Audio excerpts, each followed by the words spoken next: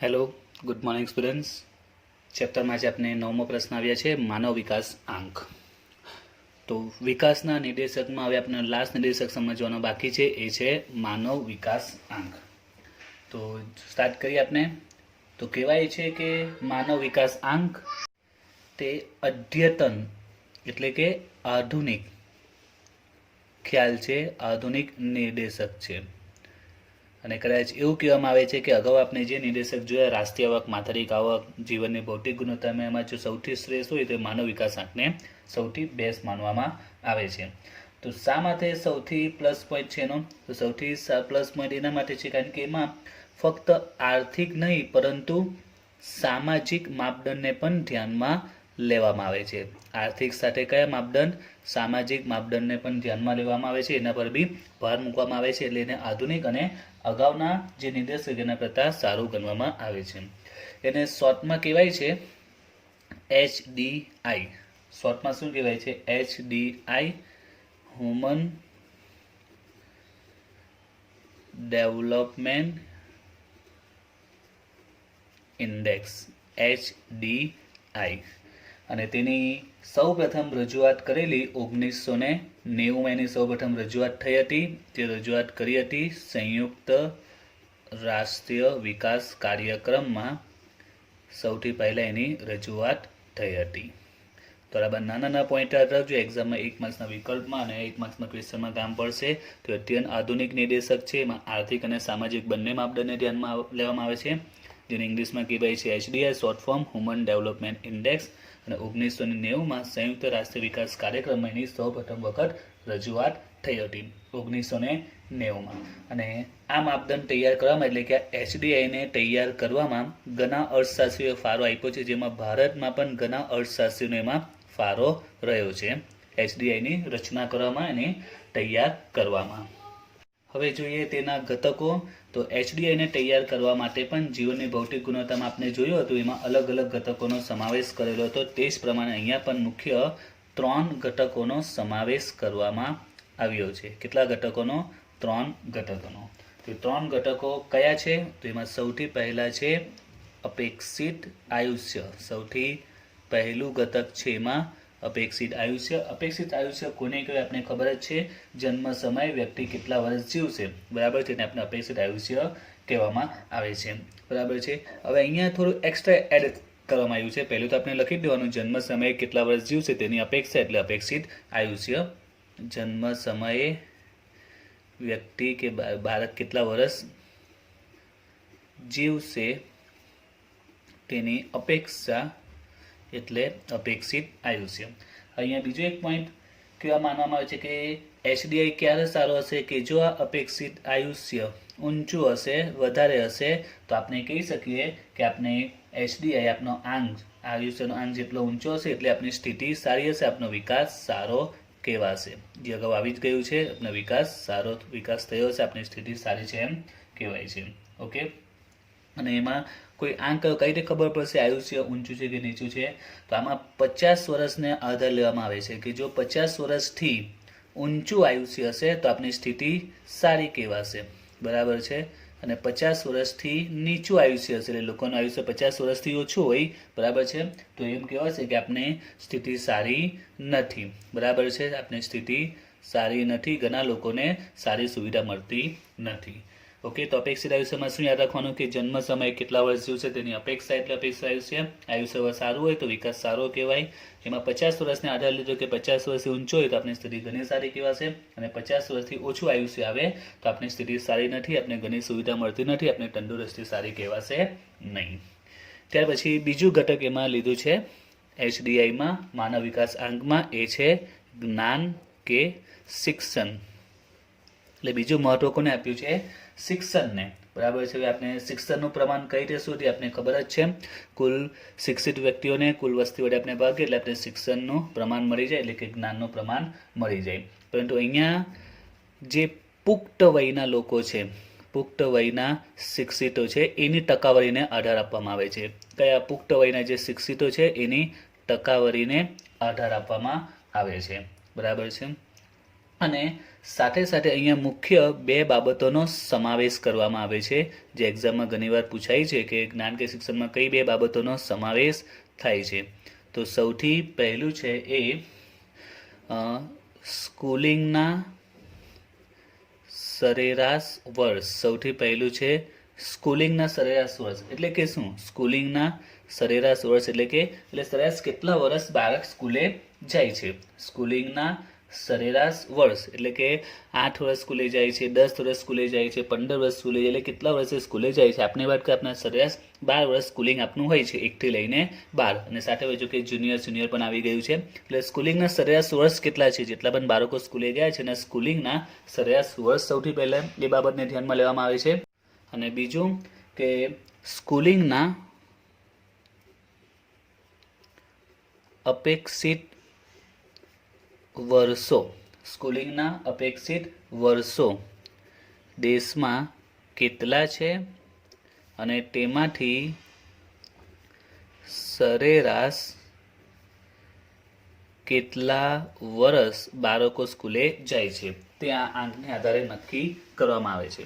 એટલે પહેલું તો સ્કૂલિંગના સરેરાશ વર્ષ એટલે કે કેટલા વર્ષ સરેરાશ સ્કૂલ ચાલે છે, એટલે કેટલા વર્ષ નોર્મલી બાળકો સરેરાશ સ્કૂલે જાય છે. અને બીજો પોઈન્ટ શું ધ્યાનમાં લેવામાં આવે છે કે સ્કૂલિંગના અપેક્ષિત વર્ષો દેશમાં કેટલા છે. એટલે આપણે જો ભારતની વાત કરીએ તો 1 થી 12 આપણે ધ્યાનમાં લઈએ તો 12 વર્ષ સ્કૂલિંગના કહેવાય. એમાં આપણે જો સિનિયર જુનિયરને પણ એડ કરી દઈએ તો 14 વર્ષ કહેવાય. તો એમાંથી સરેરાશ કેટલા વર્ષ બાળક સ્કૂલે જાય છે, બરાબર છે. તો આ આંકમાં બંને બાબતોનો સમાવેશ કરવામાં આવે અને તેને આધારે શિક્ષણની ટકાવારી કાઢવામાં આવે છે. એટલે શિક્ષણની ટકાવારીમાં સાથે સાથે આ બે બાબતોને પણ ધ્યાનમાં લેવામાં આવે છે કે આટલા વર્ષ છે સ્કૂલિંગના, એમાંથી આટલા વર્ષ બાળક સ્કૂલે જાય છે, એને પણ મહત્વ આપવામાં આવે છે. ત્રીજું મહત્વનું છે એ છે જીવન ધોરણ. હવે જીવન ધોરણ એટલે શું? તો જીવન ધોરણ એટલે આપને જે સગવડો મળે છે, જે સુવિધા મળે છે, એને આપણે જીવન ધોરણ આપનું કહી શકીએ. જે સગવડો સુવિધા મળે છે તે. તો કઈ સગવડો? તો એમાં આપણે કહી શકીએ પીવાનું શુદ્ધ પાણીની વ્યવસ્થા, ડ્રેનેજની વ્યવસ્થા, વાહન વ્યવહારની વ્યવસ્થા, આરોગ્યની સુવિધા, સંદેશા વ્યવહારની વ્યવસ્થા, વીજળીની વ્યવસ્થા, ત્યાર પછી મકાનની વ્યવસ્થા. ખોરાકમાં વાત કરીએ તો ખોરાકમાં પ્રોટીન ચરબીનું કેટલું પ્રમાણ છે, એનું યોગ્ય પ્રમાણ હોય તેની વ્યવસ્થા. તો આ રીતે આપણે જે અલગ અલગ વ્યવસ્થા મળી રહી છે, બરાબર છે. તો એ બધી વ્યવસ્થા એને સગવડોને આપણે શું કહી શકીએ? જીવન ધોરણ કહી શકીએ. પરીક્ષામાં 1 માર્ક્સમાં પૂછાય પણ છે કે જીવન ધોરણમાં શેનો સમાવેશ થાય છે, કઈ સગવડોનો સમાવેશ થાય છે.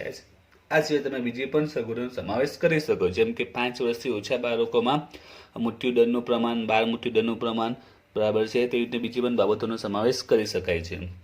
તો જીવન ધોરણ એટલે આપણે જે સગવડો પ્રાપ્ત થાય છે તે, બરાબર છે. જો આ બધી સગવડો આપણે મળતી હશે તો આપણું જીવન ધોરણ સારું હશે. આ બધી સગવડો આપણે મળતી હશે તો આપણું જીવન ધોરણ સારું હશે, બરાબર છે. એટલે કે સારા જીવન ધોરણ માટે આ બધી સગવડો મળવી જોઈએ. અને આ બધી સગવડો ક્યારે મળશે?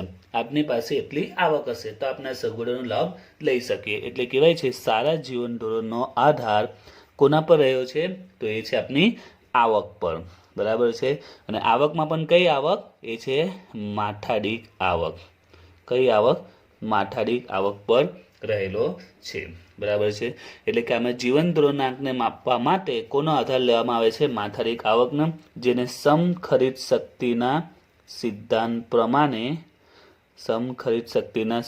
પ્રમાણે ડોલરમાં માપવામાં આવે છે, ડોલરમાં આંકવામાં આવે છે. સમખરીદનો સિદ્ધાંત એટલે કે દરેક દેશની જે આવક છે ને ડોલરમાં આપણે કન્વર્ટ કરવામાં આવે છે. એક ચોક્કસ ભાવે, એક સ્થિર ભાવે દરેક દેશની આવકને ડોલરમાં કન્વર્ટ કરીએ છીએ સમખરીદ શક્તિનો સિદ્ધાંતની મદદથી. તો જીવન ધોરણ એટલે આપણે જે સગવડો મળે છે તે બરાબર છે, આ બધી સગવડો મળે એટલે આપણું જીવન ધોરણ સારું. હવે આ સગવડો મેળવવા માટે આપણી પાસે એટલી આવક હોવી જોઈએ, એટલે કે સારા જીવન ધોરણનો આધાર કોના પર છે? આવક પર. એ પણ કઈ આવક પર? માથાદીઠ આવક. એટલે જીવન ધોરણ આંકને માપવા માટે આપણે માથાદીઠ આવકનો ઉપયોગ કરીશું. એની મદદથી માથાદીઠ આવકની મદદથી જીવન ધોરણનો આંક નક્કી થાય છે. અને આના માટે માથાદીઠ આવકને આપણે કેમાં રજૂ કરીશું? ડોલરમાં રજૂ કરીશું, સમખરીદ શક્તિના સિદ્ધાંત પ્રમાણે. તો માનવ વિકાસ આંકમાં મુખ્ય 3 ઘટકોનો સમાવેશ થાય છે, યાદ રાખજો. એક અપેક્ષિત આયુષ્ય, બીજું જ્ઞાન કે શિક્ષણ, અને ત્રીજું છે જીવન ધોરણ. ઓકે, હવે આપણે જોઈએ કે જે માનવ વિકાસ આંક છે એની અમુક બાબતોને ધ્યાનમાં લઈએ. એમાં મુખ્ય કઈ કઈ બાબતો બીજી તમારે યાદ રાખવાની છે તે માનવ વિકાસ આંક એટલે કે HDIની અમુક બાબતો, એના વિશે અમુક માહિતી મેળવીએ. તો જો સૌથી પહેલું કે HDIનું જે મૂલ્ય છે એની વેલ્યુ છે એ કેટલું આવે તે. તો એ HDIનું મૂલ્ય હંમેશા 0 થી 1ની વચ્ચે હોય છે. 0 થી 1ની વચ્ચે હોય છે, બરાબર છે. 0 થી 1ની વચ્ચે. યાદ રાખજો, જીવનની ભૌતિક ગુણવત્તાનું મૂલ્ય કેટલી વચ્ચે હતું? 0 થી 100ની વચ્ચે હતું, જ્યારે આ 0 થી 1ની વચ્ચે આવે છે, બરાબર છે. તો આ પોઈન્ટ યાદ રાખજો. ત્યાર પછી તેમાં આપણે જોયું હતું કે જીવનની ભૌતિક ગુણવત્તા જો 100ની નજીક હોય, બરાબર છે, તો તે દેશ વિકાસ કરી રહ્યો છે, તેની સ્થિતિ સારી છે એવું કહેવાતું હતું. તો અહીંયા પણ એ જ રૂલ્સ લાગુ પડે છે કે જે દેશનો HDI કોની નજીક હોય? 1ની નજીક હોય. અને જે દેશનો HDI 0ની નજીક હોય. જે રીતના પહેલામાં 100ની નજીક ને 0ની નજીક, તો આમાં 1ની નજીક અને 0ની નજીક. તો એવું કહેવાય છે કે આ દેશ કેવો છે? વધુ વિકસિત છે, એટલે કે વિકાસ કરી રહ્યો છે. અને આ દેશ કેવો છે? ઓછો વિકસિત છે, અથવા એનો વિકાસ થઈ રહ્યો નથી, બરાબર છે.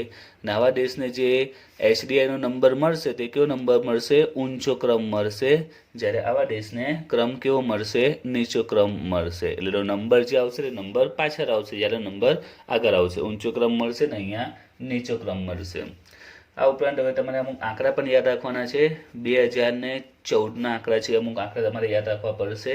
દુનિયાના 188 દેશોમાં HDIનો ક્રમ આપવામાં આવેલો. કેટલા દેશોને? 188 દેશોમાં. એમાં સૌ પ્રથમ જે ફર્સ્ટ નંબર પર હતું એ હતું નોર્વે. એક્ઝામમાં પૂછાયું પણ છે, જેનો HDIનો આંક હતો 0.944. 2014માં 188 દેશોમાં HDIનો આંક આપવામાં આવેલો, જેમાં પહેલા નંબર પર કોણ હતું? નોર્વે હતું, જેનો HDIનો ક્રમાંક કેટલો હતો? 0.944. ભારતની વાત કરીએ તો ભારત હતું 130 નંબર પર. ભારતનો કેટલો નંબર હતો? 130 નંબર હતો, અને એનો આંક હતો 0.609. ભારતની વાત કરીએ તો ભારતનો નંબર કયો હતો? 130માં નંબર પર હતો. ભારતનો નંબર કયો હતો?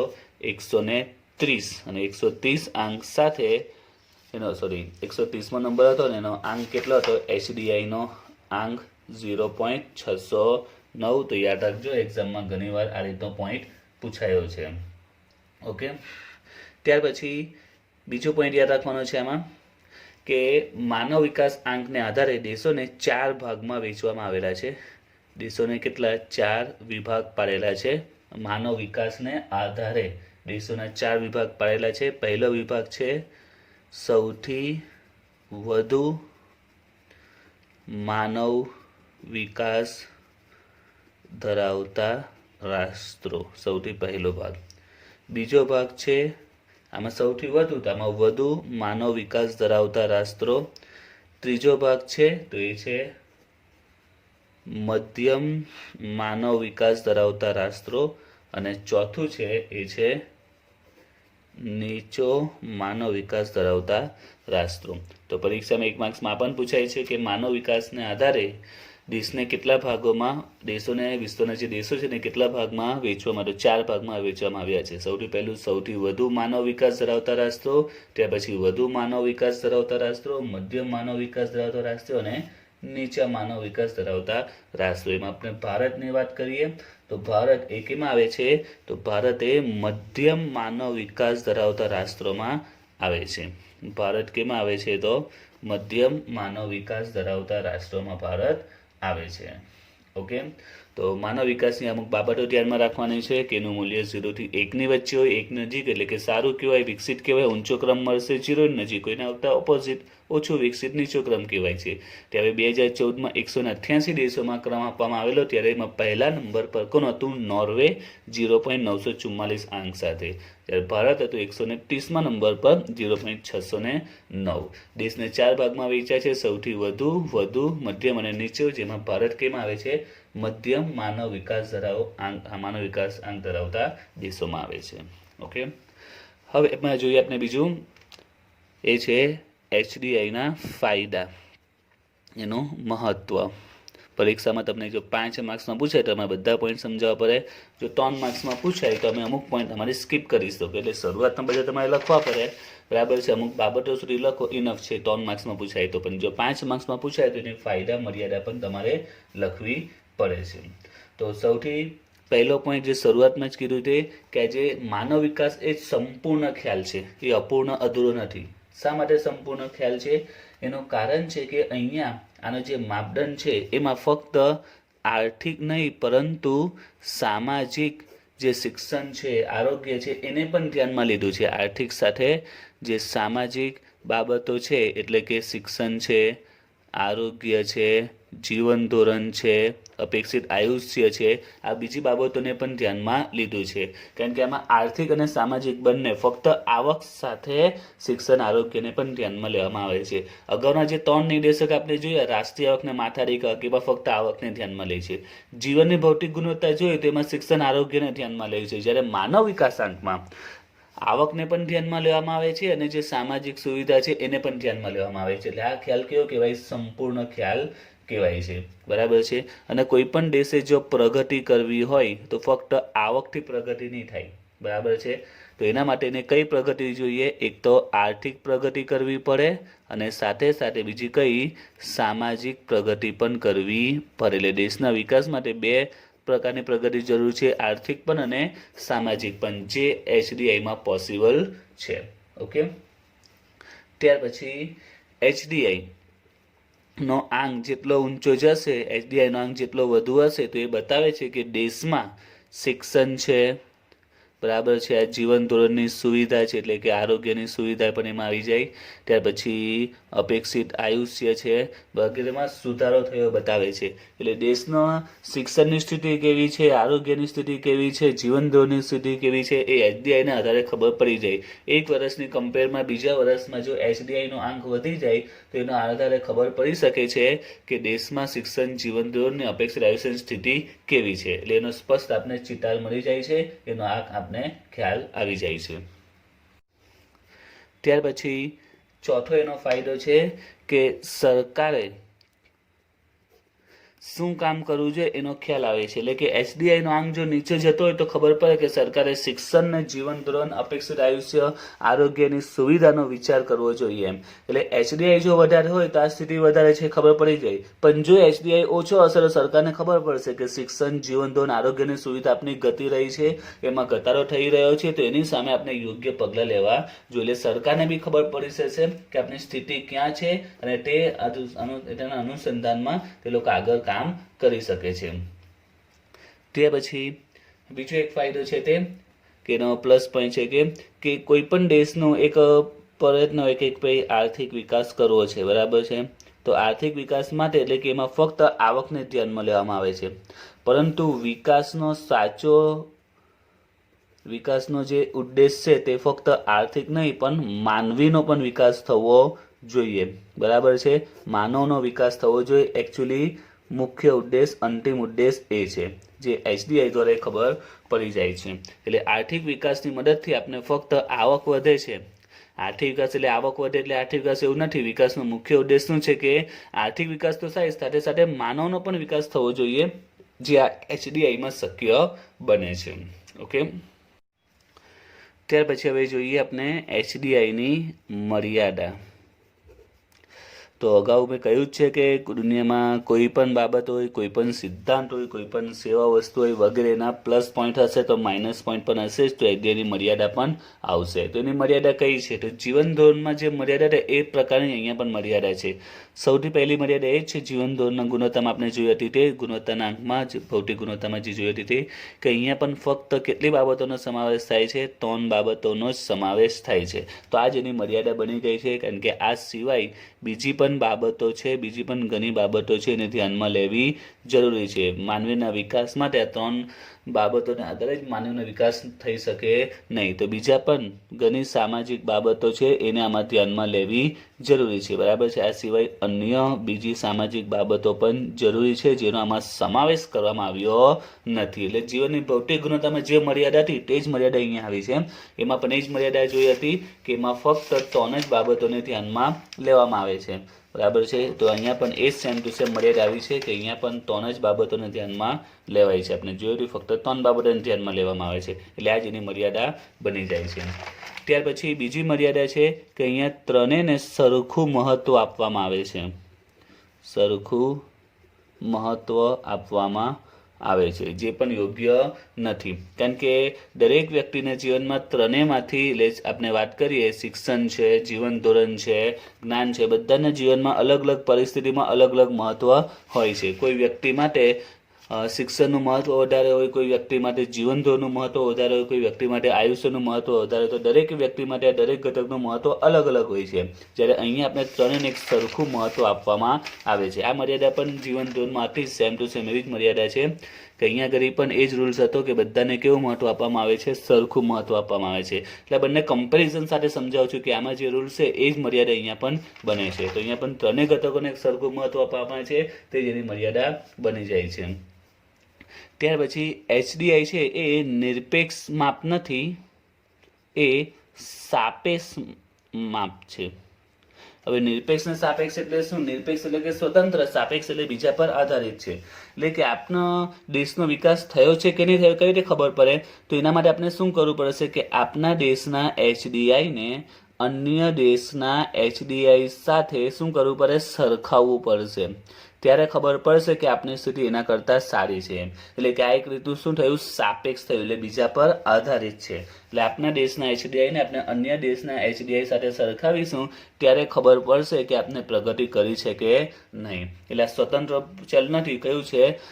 પરતંત્ર ચલ છે, સાપેક્ષ છે. હવે બીજા દેશની સ્થિતિ કેવી હોય, ત્યાંનું વાતાવરણ પરિસ્થિતિ કેવી છે, એની સાથે જે સરખામણી કરીને આપણે જે ડિસિઝન લઈએ છીએ તે યોગ્ય કહી શકાય નહીં. તો એની મુખ્ય આધારે 3 મર્યાદા છે જે તમારે યાદ રાખવાની છે. પરીક્ષામાં 2 માર્ક્સમાં પૂછાય પણ છે, 1-2 માર્ક્સમાં કે માનવ વિકાસ અંગના ફાયદા જણાવો અથવા માનવ વિકાસની મર્યાદા જણાવો. 2 માર્ક્સમાં પ્રશ્ન પૂછાતો પણ હોય છે. તો આની સાથે આપનું આ જે ચેપ્ટર છે અહીંયા પૂરું થાય છે.